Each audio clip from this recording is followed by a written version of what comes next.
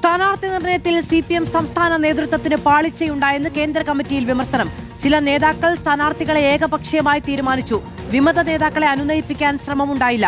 നേതാക്കൾ കൃത്യമായി ഇടപെട്ടിരുന്നുവെങ്കിൽ വിമതർ മത്സരിക്കുന്നത് ഒഴിവാക്കാമായിരുന്നുവെന്നും വിമർശനമുയർന്നു. ആദിൽ പാലോട് വിവരങ്ങളുമായി ചേരുകയാണ്.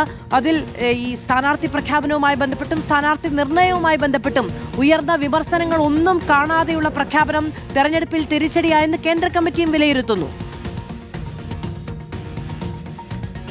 ഉറപ്പായും അങ്ങനെ തന്നെ വിലയിരുത്തണം മാധു. ജില്ലാ കമ്മിറ്റികളിലും ജില്ലാ സെക്രട്ടേറിയറ്റിലും ഉയർന്ന വിമർശനങ്ങൾ അത് നേരിട്ടുള്ള വിമർശനങ്ങളായിരുന്നുവെങ്കിൽ MV ഗോവിന്ദനും പിണറായി വിജയനും സ്ഥാനമൊഴിയണമെന്നതടക്കമുള്ള വിമർശനങ്ങൾ ഉയർന്നെങ്കിൽ പരോക്ഷ വിമർശനങ്ങളാണ് കേന്ദ്ര കമ്മിറ്റിയിൽ ദില്ലിയിൽ ഉയർന്നത്. ഇതിൽ പ്രധാനപ്പെട്ട ഒന്ന് സ്ഥാനാർത്ഥി നിർണയത്തിൽ വൻ പാളിച്ചയുണ്ടായി എന്നുള്ളതാണ്. സ്വാഭാവികമായും തളിപ്പറമ്പിലെ സ്ഥാനാർത്ഥിത്വം സംബന്ധിച്ച് വലിയ തോതിലുള്ള വിമർശനം സംസ്ഥാന കമ്മിറ്റിക്ക് താഴെ ജില്ലാ കമ്മിറ്റികളിലൊക്കെ ഉയർന്നിരുന്നതാണ്. അവിടെ MV ഗോവിന്ദൻ മാസ്റ്റർ സ്വന്തം ഭാര്യയെ നിർത്തി എന്ന രൂപത്തിലുള്ള പ്രചരണം തിരിച്ചടിയായി എന്ന വിലയിരുത്തലുണ്ടായിരുന്നു. ഒപ്പം തന്നെ ചില നേതാക്കൾ സ്ഥാനാർത്ഥികളെ ഏകപക്ഷീയമായി തീരുമാനിച്ചു എന്ന വിമർശനവും കേന്ദ്ര കമ്മിറ്റി യോഗത്തിലുണ്ട്.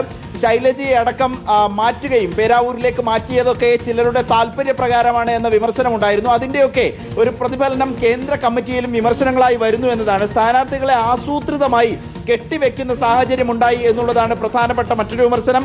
വിമത നേതാക്കളെ അനുനയിപ്പിക്കാൻ ശ്രമമുണ്ടായില്ല എന്നും അംഗങ്ങൾ ഈ ചർച്ചയിൽ തെരഞ്ഞെടുപ്പ് അവലോകനം ചെയ്യുന്ന ചർച്ചയിൽ അഭിപ്രായപ്പെട്ടു എന്നുള്ളതാണ്. പ്രത്യേകിച്ച് G സുധാകരന്റെയൊക്കെ പുറത്തേക്ക് പോകുന്ന സാഹചര്യത്തിൽ വിമത നേതാക്കളെയൊന്നും അനുനയിപ്പിക്കാനുള്ള ഒരു ശ്രമമുണ്ടായില്ല. പ്രത്യേകിച്ച് MV ഗോവിന്ദൻ ആ സമയത്ത് പത്രസമ്മേളനത്തിൽ വാർത്താ സമ്മേളനത്തിൽ ഒരു പരിഹാസ ചിരി ചിരിച്ചതും വലിയ തോതിൽ ചർച്ചയായിരുന്നു.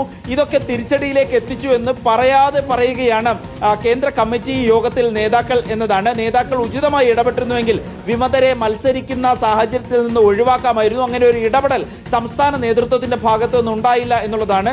MV ഗോവിന്ദൻ അടക്കമുള്ളവരെ രൂക്ഷമായി പരോക്ഷമായി വിമർശിച്ചുകൊണ്ടുള്ള പ്രതികരണമാണ് അംഗങ്ങളുടെ ഭാഗത്ത് നിന്ന് കമ്മിറ്റിയിൽ ഉണ്ടായത്. തെരഞ്ഞെടുപ്പ് തോൽവിയുടെ പശ്ചാത്തലത്തിൽ കേന്ദ്ര കമ്മിറ്റിയിലും വലിയ വിമർശനം.